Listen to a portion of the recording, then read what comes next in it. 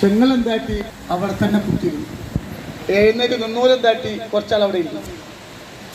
അങ്ങനെ ചെയ്യാൻ പാടില്ല കേട്ടോ. എവിടേക്ക് നോക്കിയാലും എന്നെ ബഹുമാനിക്കണ്ട, ഞങ്ങളെ കുട്ടിയാണ്. വേറെ വല്ല തങ്ങന്മാരെ കണ്ടാൽ ആണുങ്ങളോടല്ല പെണ്ണുങ്ങളോട് എഴുന്നേറ്റ് നിൽക്കണം. ഓല് പറയാതിരിക്കാൻ ഓല് ആരും ഇരുന്നിട്ടില്ല. അള്ളാഹു ബർക്കത്ത് ചെയ്യട്ടെ, വിഷമം അള്ളാഹു മാറ്റി തരട്ടെ കേട്ടോ, സങ്കടം അള്ളാഹു തരാതിരിക്കട്ടെ. ഇന്ന് ഇൻഷാ അല്ലാഹ് 170 ടോക്കൺ എടുത്തിട്ടുള്ളൂ. സാധാരണ നമ്മളിവിടെ 200, 300, 400 ഒക്കെ ഉണ്ടാവും. നിങ്ങൾക്ക് ഭാഗ്യ ഇന്നൊരാൾക്ക് 1 മിനിറ്റെങ്കിലും സംസാരിക്കാൻ സമയം ഉണ്ടാവും. അള്ളാഹു ബർക്കത്തിട്ട് ഇരിക്കും. ചായ കുടിച്ചോ? നിങ്ങള് കുടിച്ചോ? പൈസ കൊടുത്തോ? 50 ഉറുപ്പിയുടെ ചായക്ക് നിങ്ങൾ ചായ കുടിച്ചോ? പറയും മലയാളം എങ്ങനെ ഹിന്ദിയിൽ ചായ കുടിച്ചോ വെച്ചു. കന്നഡ കന്നഡ മലയാളീസൊന്നും അങ്ങനെ ചെയ്യില്ല. അള്ളാഹു ബർക്കത്ത് ചെയ്യട്ടെ. ഒരുപാട് ദൂരത്ത് നിന്ന് അല്ലേ, ഒരുപാട് സങ്കടങ്ങൾ മനസ്സിലുണ്ട് അല്ലേ. സങ്കടം ഉള്ളതുകൊണ്ടല്ലേ വന്നത്.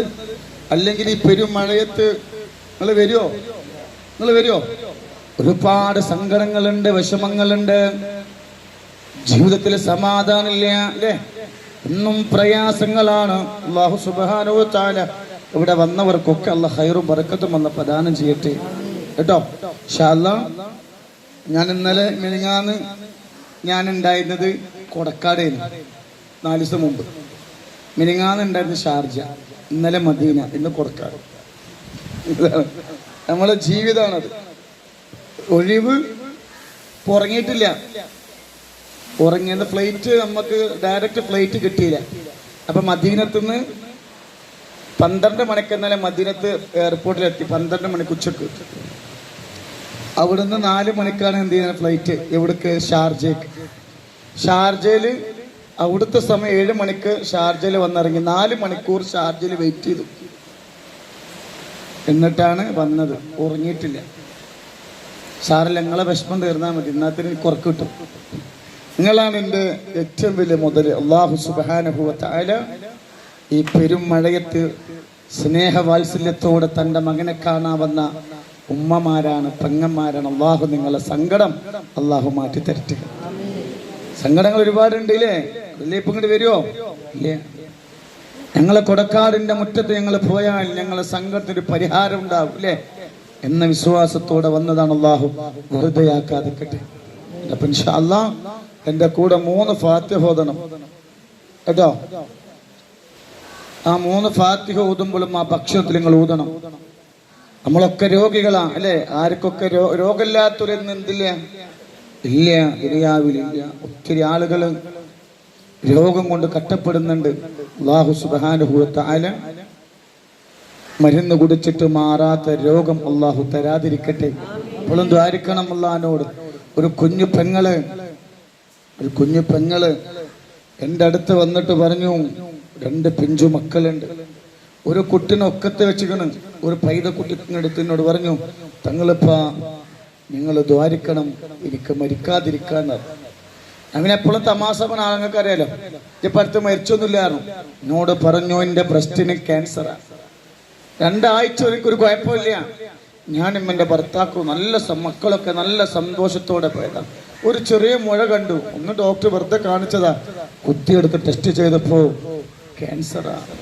ഞാൻ മരിച്ച എൻ്റെ കണ്ണടയിൽ എൻ്റെ മക്കള്. അള്ളാഹു അങ്ങനത്തെ ഒരു അവസ്ഥ റബ്ബ് തരാതെക്കട്ടെ.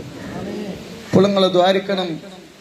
അതുപോലെ തന്നെ ഒരു സ്കാനിങ് എടുക്കാൻ ഡോക്ടർമാര് പിന്നെ സ്കാനിങ് അല്ലെ സ്റ്റീറ്റിലടിക്കണ്ടോ? മായ കൊണ്ടോളി, അല്ലാന്റെ റഹ്മത്താണ്. വേണ്ട മായ കൊല്ലണ്ട, ഇങ്ങോട്ട് കുറച്ചിട്ടുണ്ട് കേട്ടോ. മഴ അല്ലാന്റെ റഹ്മത്താന്ന് കാര്യമില്ല. അപ്പോ പിന്നെ ഒരു ഉമ്മ വന്നിട്ട് 50 വയസ്സ് പ്രായമാരുമ്മ വന്നിട്ട് എന്നോട് പറഞ്ഞു, ഒന്ന് മരിക്കാൻ ദ്വാരിക്കണം. എന്താണ്? ഒന്ന് മരണപ്പെടാൻ അവിടുന്ന് ദ്വാരിക്കോ? ഞാൻ ചോദിച്ചു എന്താ? എന്നോട് പറയാ, എനിക്കൊരു മകനുണ്ട്. അവന്റെ 6ാമത്തെ വയസ്സിൽ അവന്റെ വാപ്പിട്ടുപോയതാ. ഞാൻ ഒരുപാട് സ്ഥലത്ത് പാത്രം കഴുകിയിട്ടാണ് എൻ്റെ കുട്ടിനെ ഞാൻ നോക്കിയത്, വളർത്തിയത്. എൻ്റെ മകനിക്ക് ഒരു നേരം കണ്ടില്ലെങ്കിൽ ഉറക്കം വരൂല. എനിക്ക് എൻ്റെ മകനെ കണ്ടില്ലെങ്കിൽ ഉറക്കം വരൂല. അങ്ങനെ അവന് പെണ്ണ് കെട്ടിച്ചു. പിന്നെ അവനക്ക് മുഹബത്ത് അവന്റെ പെണ്ണിനോടായി. പിന്നെ ഉമ്മാനോട് വലിയൊരു താല്പര്യമില്ല. അങ്ങനെ ഉമ്മാക്ക് ഇതുപോലെ തന്നെ നെഞ്ഞുമൊരു മുഴ വന്നിട്ട് ഡോക്ടറെ കാണിച്ചപ്പോൾ ഡോക്ടർ പറഞ്ഞു ക്യാൻസറാണ്.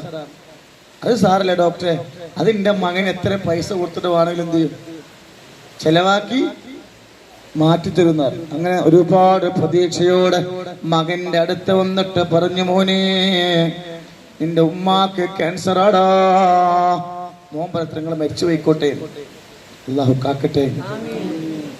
നമ്മളെ മക്കൾക്ക് നമ്മളെ ബാധ്യതയാക്കാതിരിക്കട്ടെ അല്ലേ. ഇപ്പോഴും ദ്വാരിക്കണങ്ങൾ ഇട്ടോ.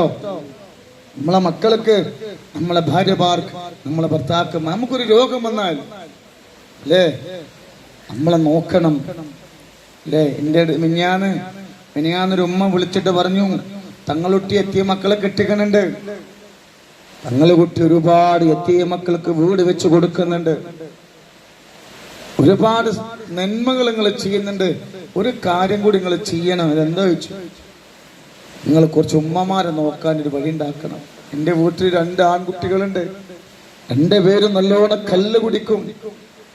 അവർക്ക് പെണ്ണ് കിട്ടണില്ല. ഭക്ഷണം സമയത്ത് കൊടുത്തില്ലെങ്കിൽ അവരെന്നെ അടിക്കുകയാണ്.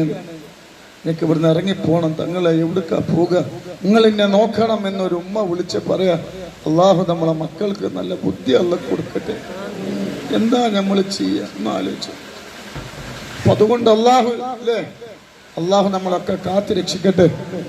നിങ്ങളൊക്കെ എപ്പോഴും അല്ലാഹുവോട് ദ്വാരിക്കണം, പഠിച്ചവനെ ഒരാൾക്കും ഞങ്ങളെ ബാധ്യതയാക്കല്ല റബ്ബേ കേട്ടോ. എപ്പോഴും നിങ്ങൾ ദ്വാരിക്കണം. ഒരു രോഗം വന്ന് മക്കളോട് പറയുമ്പോ, മോനെ ഞാൻ ഇന്നലെ മദീനത്ത് റൗലന്റെ അവിടെ അങ്ങനെ നിൽക്കുന്ന സമയത്ത് ഒരുപാട് മക്കള് തന്റെ ഉമ്മമാരെ വീൽ ചെയറിൽ ഇരുത്തി ഇങ്ങനെ